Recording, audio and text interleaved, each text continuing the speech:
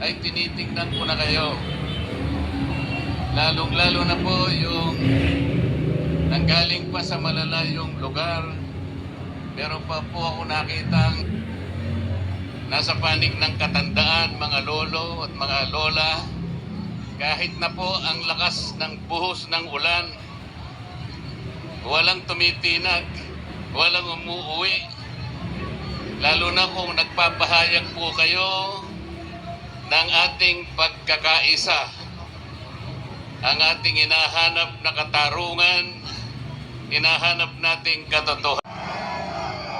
Salamat din po sa mga hindi kapatid ngunit nakikisang-ayon at sumusuporta sa pagkakaisa natin sa gabing ito.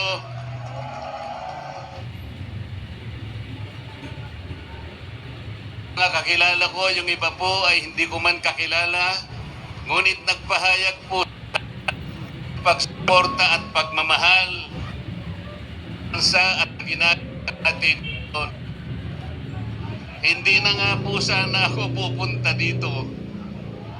Kasi baka akalain po nung iba, ako pa po yung nag-i-instigate, hindi po. Ang palagi ko pong ginagawa, kagaya ng palagi kong sinasabi, ay kailangan maipakita natin kung ano ang tunay at tapat na paglilingkod ng isang public servant sa pamahalaan. Gusto ko pong gamitin ang aking sarili na isang mabuting halimbawa kung paano ang isang public official ay tumupad ng kanyang tungkulin dahil sa pinagtiwalaan ng mga tao para sila ay paglingkuran. Hindi ko po alam kung paano ko kayo pasasalamatan sa tuwing nababanggit ang aking pangalan na sinusuportahan po ninyo ang aking ginagawa para sa ating bansa.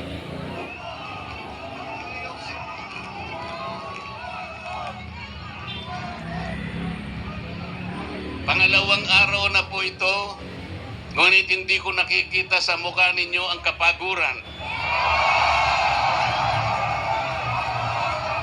Hindi ko po alam kung paano ako magpapasalamat sa inyo.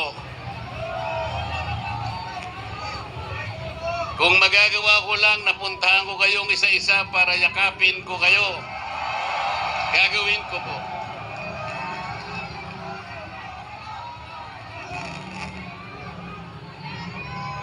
Naisip ko nga, magdadala na lang ako ng hopya.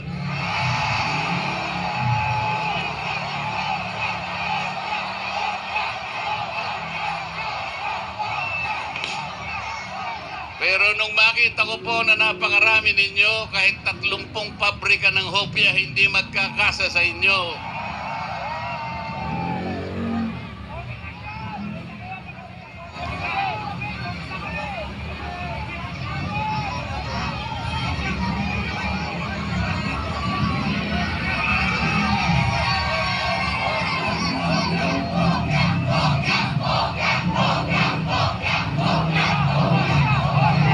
Nilulunod ang pag-iimbestiga sa flood control scam?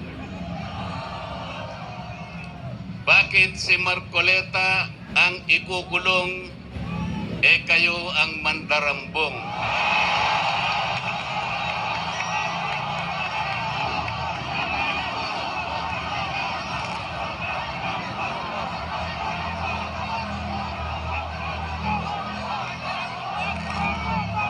Meron po akong babasahin sa inyo, alam nyo na po ito, pero kailangan pong alam ko uli sa inyo para maitatak po sa ating puso. Ang babasahin ko po sa inyo ay yung pambungad o yung preambulo ng ating saligang batas. Ito po ang kauna-unahan, ito ang pambungad, ito yung panimula. Kung tawagin natin sa English ay preamble. Ito po ang sama-samang isinulat ng bawat isang Pilipino noong ang ating saligang batas ay ating pinagtibay. Babasahin ko po. Kami, ang nakapangyariang sambayanang Pilipino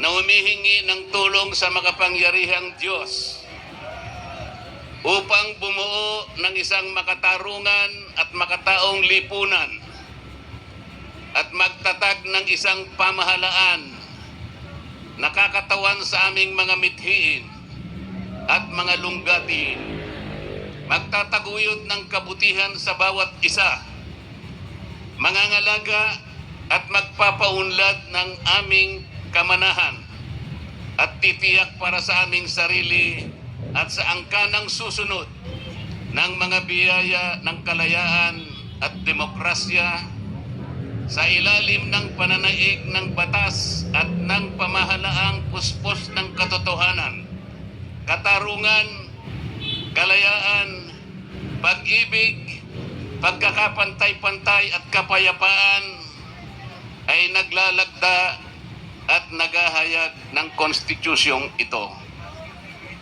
Mga kababayan, ito po ang batayan kung bakit nandito tayo ngayon.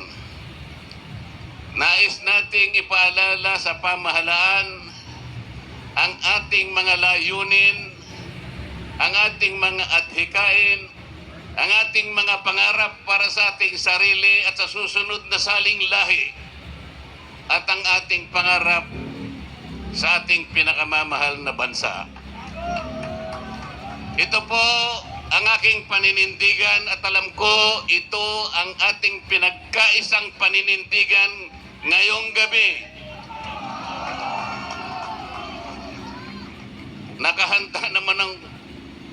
Nakahanda po akong magpakulong. Kung kinakailangang maaresto po ako, wala pong problema. Kung ito po ang kabayarang hinihingi para ipagtanggol ko ang katarungan at ang pambansang kagalingan at ang interes ng mamamayang Pilipino,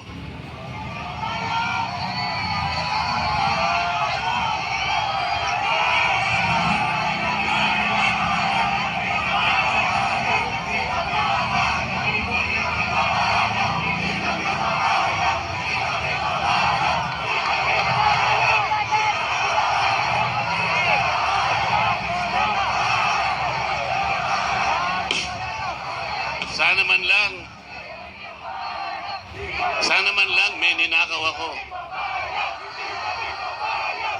Sana man lang kasama ako sa mga mandarambong.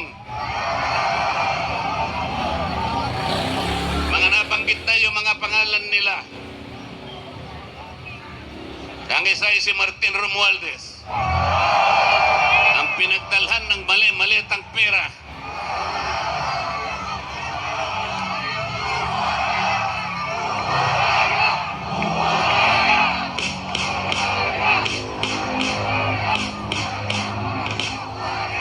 Ako po ang ibinibintang nila sa akin ay salaping pantulong para sa kampanya para ako'y manalong isang senador. Mga kaibigan po na pribado at sarili lang pera ang kanilang itinulong sa akin, baka sakaling manalo nga po ako at nanalo nga po.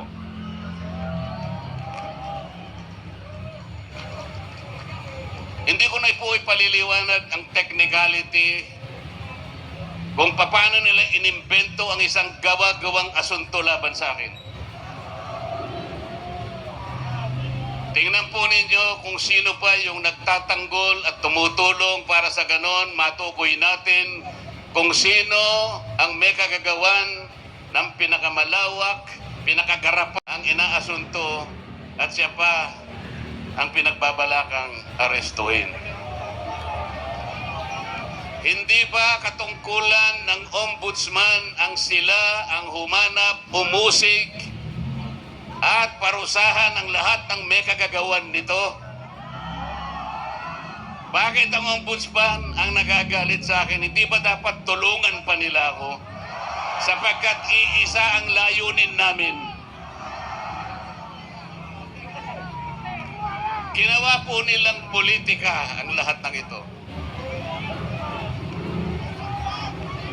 Ang mga asunto po na sinampa laban sa akin ay nagsasaysay ng kwarta. Pero hindi nagbabanggit ng korupsyon. Nagsasaysay ng halaga, ngunit hindi binabanggit ng ill-gotten wealth.